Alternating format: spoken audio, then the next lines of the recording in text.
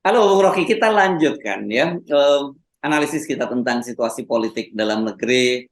Tadi pagi kita bicara soal perpanjangan masa jabatan dan tadi Anda juga sudah menyinggung kelihatannya yang tadinya koalisi antara PKB dengan Gerindra itu kelihatannya sudah betul-betul solid.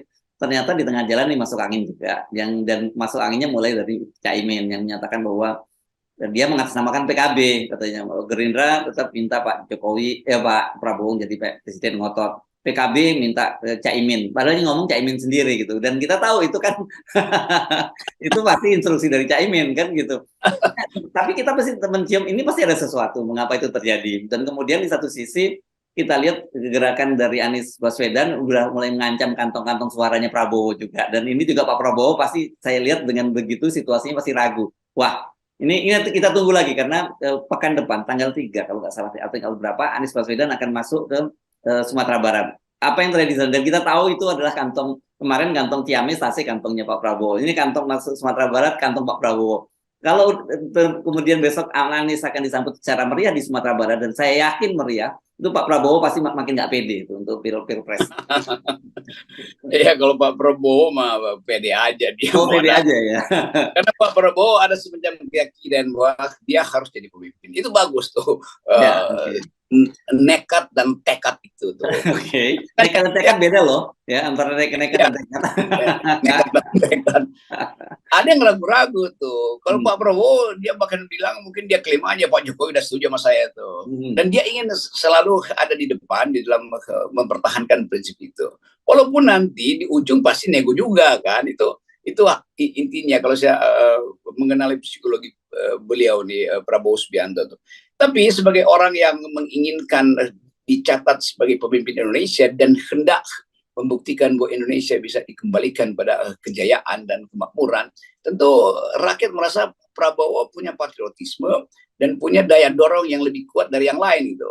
Kan nggak terlihat kecemasan Pak Prabowo kan dalam semua pertemuan tuh. Jadi dia selalu in charge bahwa dia mampu untuk memimpin. Jadi sifat komandannya itu tetap terlihat dalam keadaan apapun tuh.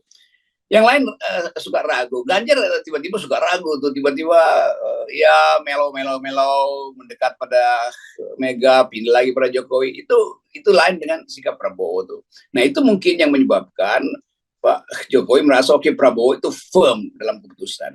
Nah sekarang Caimin mungkin habis baca survei Kompas atau survei internal PKB yang mengatakan bahwa ya kalau Anda diusap-usap oleh Pak Jokowi itu Anda cuma bahkan dapat 15% tuh dari keadaan itu kan.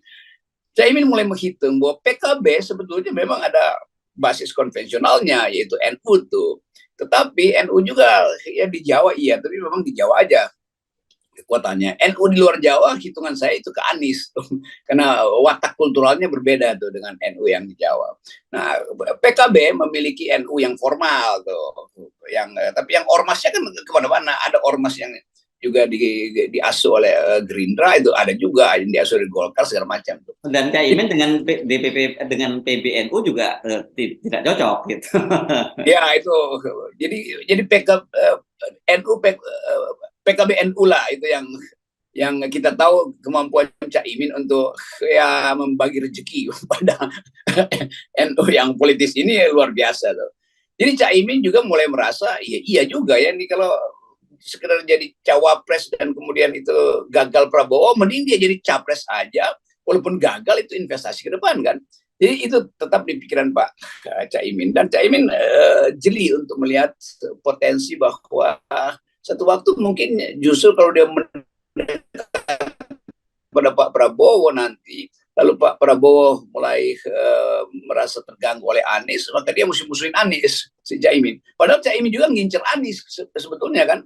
Dalam aspek tertentu ya Caimin merasa ya mungkin lebih tepat kalau dia jadi wakil presiden Anies. Jadi hal-hal semacam itu dulu. Nah, keadaan yang tidak bisa kita duga-duga adalah keputusan nanti Nasdem keluar, itu artinya Anies jadi presiden itu. Karena orang tunggu Nasdem keluar dong dari kabinet. Nah, sekarang Nasdem lagi berhitung tuh. Nasdem menunggangi popularitas Anies di kalangan relawan. Anies itu jadi populer bukan karena Nasdem menunggangi itu. Jadi Nasdem membukakan fasilitas partai dia di daerah untuk dipakai oleh Anies. Dan sinyal itu bagi Presiden Jokowi itu betul-betul mau cari gara-gara dong sama gue itu. Nah, kira-kira itu kan. Tapi sebaliknya Nasdem merasa loh Anies sudah populer, karena itu tekanan diperkuat supaya Nasdem nggak dapat sprindik dari Presiden Jokowi. Jadi ini sebetulnya ini apa namanya yang kita sebut sebagai bukan zero sum game, prisoner dilemma dalam teori game theory itu kan, saling mengintip, saling mengintai, tapi rasionalitasnya jalan gitu. Itu soalnya.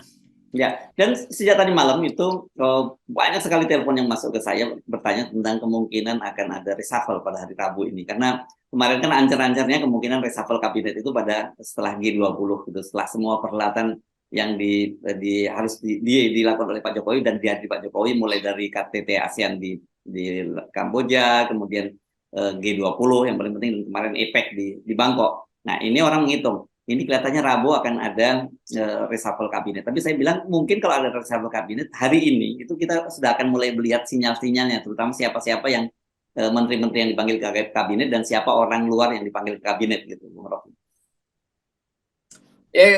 Ya itu secara natural bisa lah reshuffle. Tapi kan kita mau lihat bangsa ini tumbuh dalam etika itu kan. Kalau reshuffle kan artinya ya Presiden Jokowi cari cara untuk nyogok lagi tuh. Padahal semua orang mesti merasa ya disogok nggak nggak ada pentingnya lagi. Karena politik sekarang udah orang nanya siapa presiden berikutnya, bukan siapa menteri yang akan mengganti menteri Jokowi kan. Jadi ide itu ya mungkin aja, tapi itu berita buat saya itu berita yang ecek-ecek lah. Bagi Anies misalnya apalah mau reshuffle, pokoknya gue udah masuk ke sepertiga Indonesia dan diterima, maka nyali Anies bertambah-tambah tuh. Lalu masyarakat juga nggak antusias lagi mau ada reshuffle karena orang menunggu Anies jadi presiden, gampangnya begitu kan.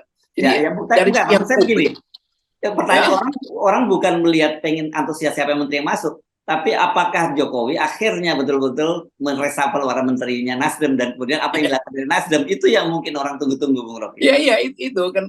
Jadi Anies merasa bahwa dia udah di depan, mau Nasdem di reshuffle nggak ada pentingnya juga buat Anies gitu kan.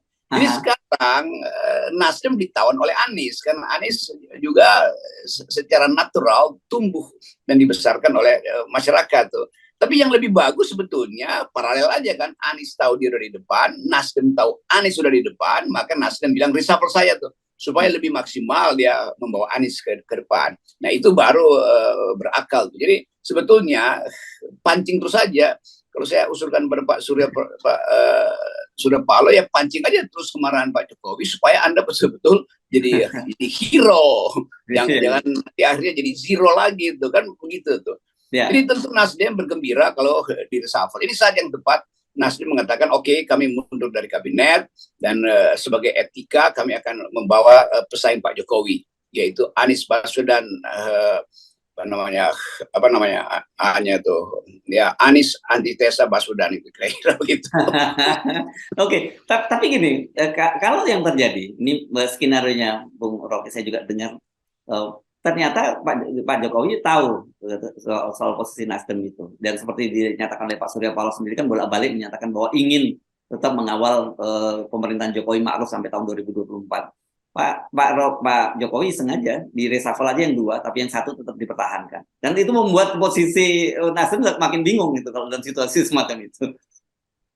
Ini tinggal momentum aja waktu. Kalau Pak Jokowi lakukan itu, artinya Pak Jokowi pegang sprindik di Nasdem kan. Dan Nasdem mestinya baca itu, bahwa apapun Pak Jokowi tahu kelakuan Nasdem dalam soal-soal tertentu ya pasti ada bocoran-bocoran dari dalam kalangan Nasdem sendiri yang Pak Jokowi anggap satu waktu ini gue bocorin nih, itu artinya nanti KPK dengan cepat bergerak itu.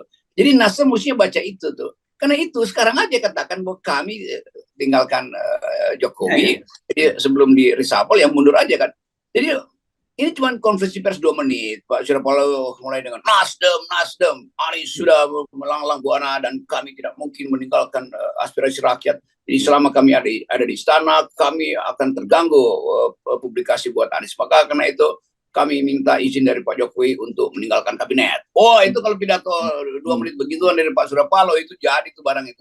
Langsung Anies presiden. Coba ini kita kasih poin pada Pak Paloh nih. Nah menariknya Bung Rocky, ini soal fenomena Anies Baswedan. ya, fenomena Anies Baswedan, dan kemudian kita tadi kaitkan dengan sikap Caimin dan sebagainya. Ini saya dengar juga ini bisa digunakan untuk nakut-nakuti calon-calon presiden yang lain. Dan kemudian resultnya adalah daripada nanti jatuh ke Anies Baswedan, Pilpres, dan semua kita nggak dapat, ya lebih baik Pilpresnya ditunda gitu. Jadi masih bisa baku atur lagi sambil hitung lagi kekuatannya Anies Baswedan. Gitu. Ya itu nafasnya sama itu. ide ide kriminalnya sama tuh. Saya pakai analisa kriminal.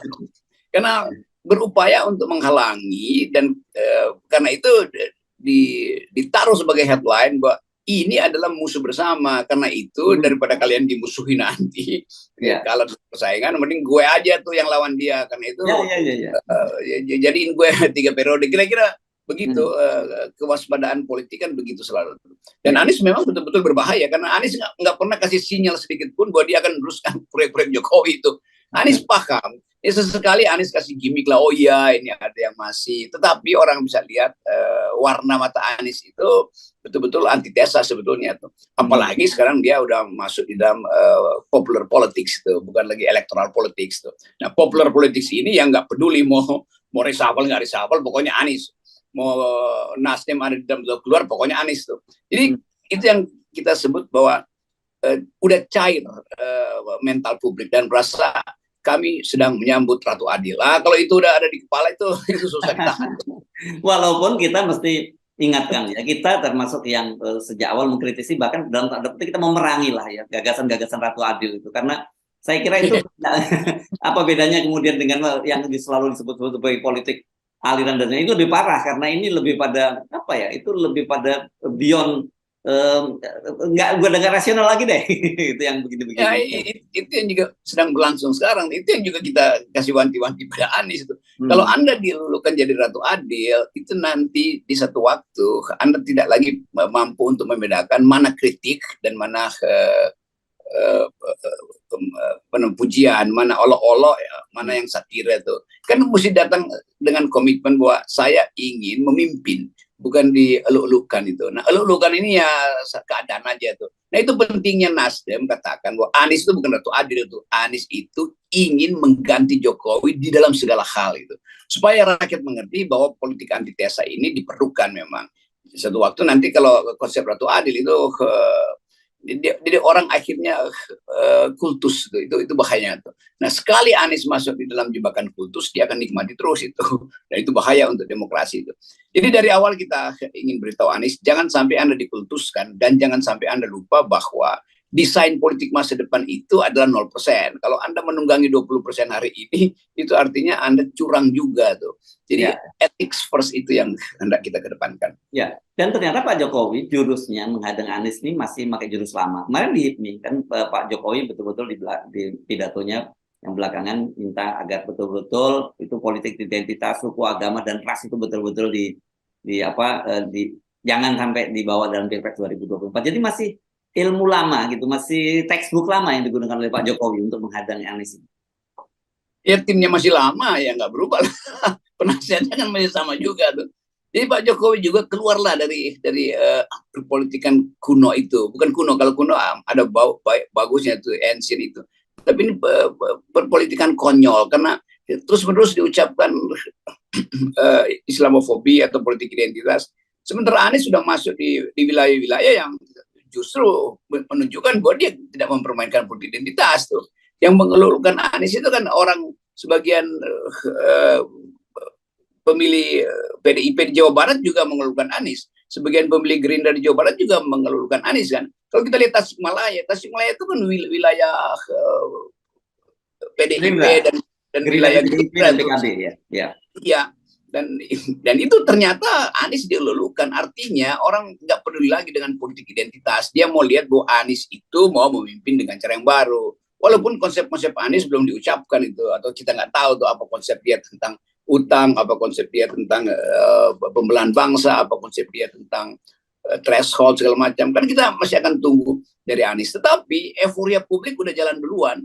Nah itu kita cegah jangan sampai jadi kultus. Tetapi kalau euforia ya oke. Kenapa euforia? Karena orang membenci keadaan yang sekarang itu aja gampangnya. Dan bagi kita FNN terus kita dorong bahwa kita sepakat pilihan terhadap figur itu bukan karena soal elektabilitas, bukan soal euforia, tetapi lebih pada pilihan-pilihan rasional, gitu. Sehingga dengan begitu kita tidak lagi mengulang kesalahan yang lama.